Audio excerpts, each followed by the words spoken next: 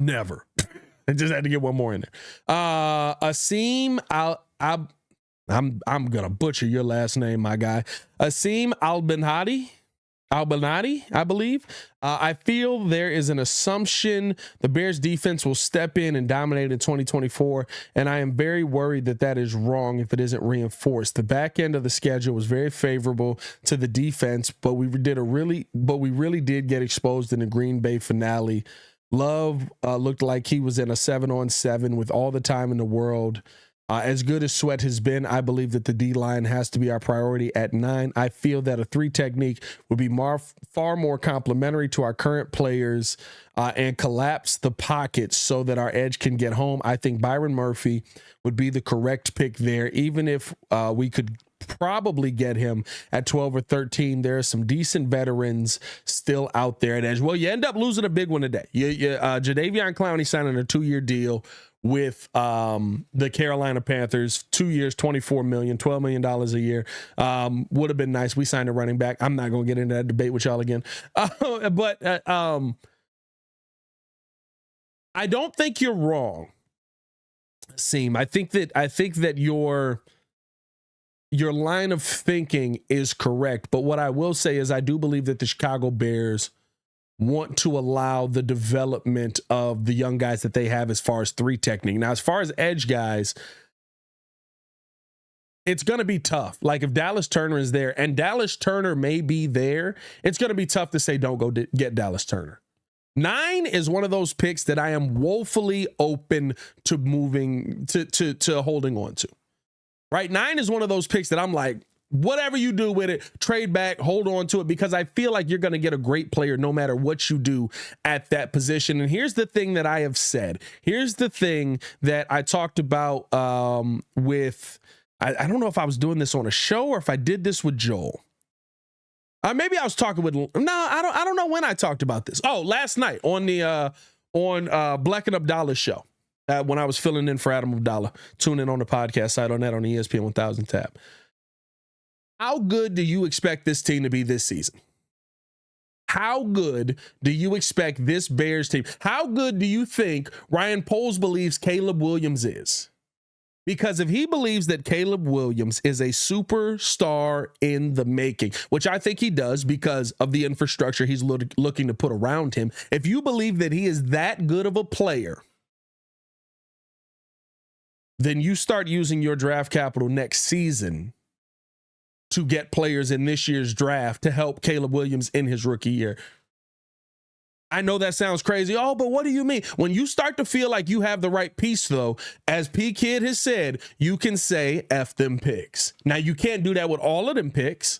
You can't sit there and blow all your picks away. But I think that if you look at how Ryan Poles is going somewhat all in on this season with the trades he's making, with the signings he's making, with some of the pieces he's added to the offensive end, I think that you could be in a situation where if the 9th pick is there and you feel like one of those premier defensive guys is still on the table and you can't go past him, do not be surprised if you see the Chicago Bears move some draft capital from next season to get back into the draft this season and try and get back into the draft high, because in between that 9th and that 3rd round pick that you have, there's a lot of people that are going to come off the board that are really, really impactful pieces. And on top of that, by adding one more pick, let's say you do go defensive end on, defensive end on that 9th pick, right? You pick Caleb 1, you pick Dallas Turner 9, or maybe you go, I think 9 would be a little high for Jared Verse. I'm not gonna lie. The more I watch Jared Verse, not that he's bad, but I just kind of go, he's definitely not Dallas Turner. But to me, right, like if you're gonna go 1, and let's say Dallas Turner falls, which is a possibility, and you're able to get him 9, I wouldn't be mad if you take Dallas Turner 9.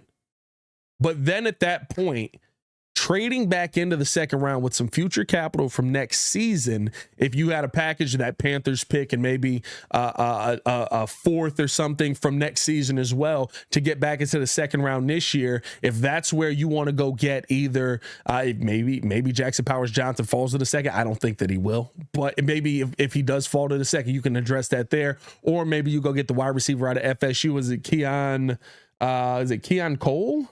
That feels wrong. Pull up tankathon here real quick, just so that I'm correct on this.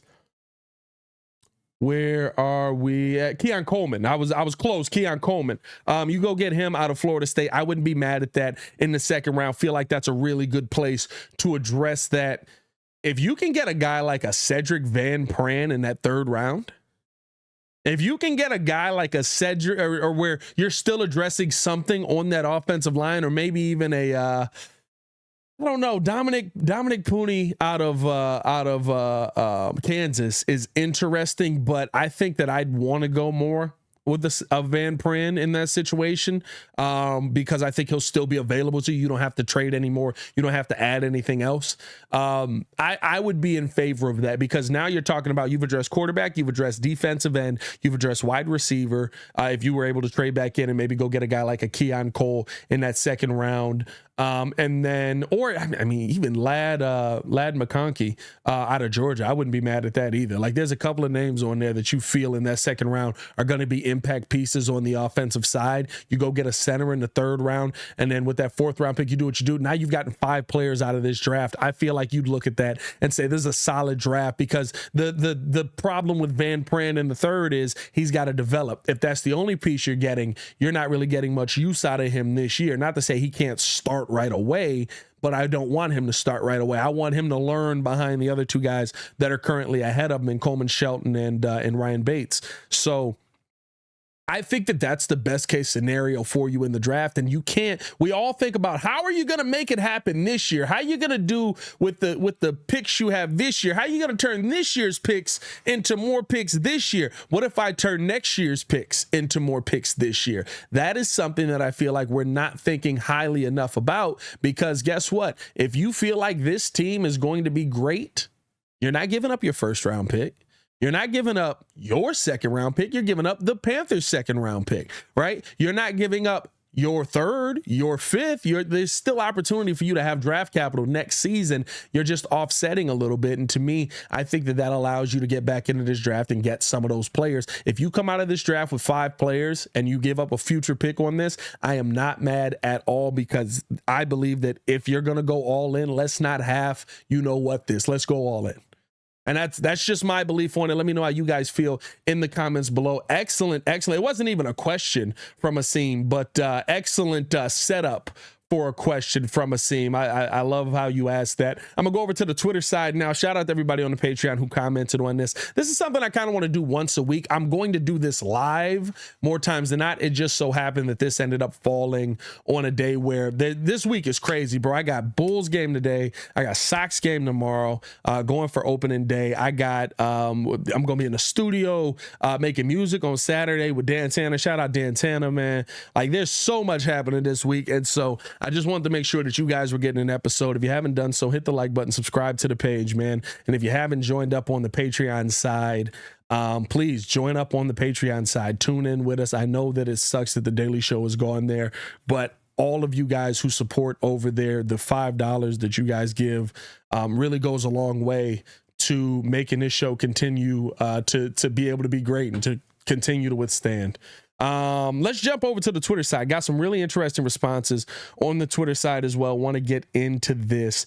Saw James at Sawbuck James, shout out to Sawbuck over there, said, compared to last season, what would the Bulls, we getting Bulls questions in here now. I did say Chicago sports questions.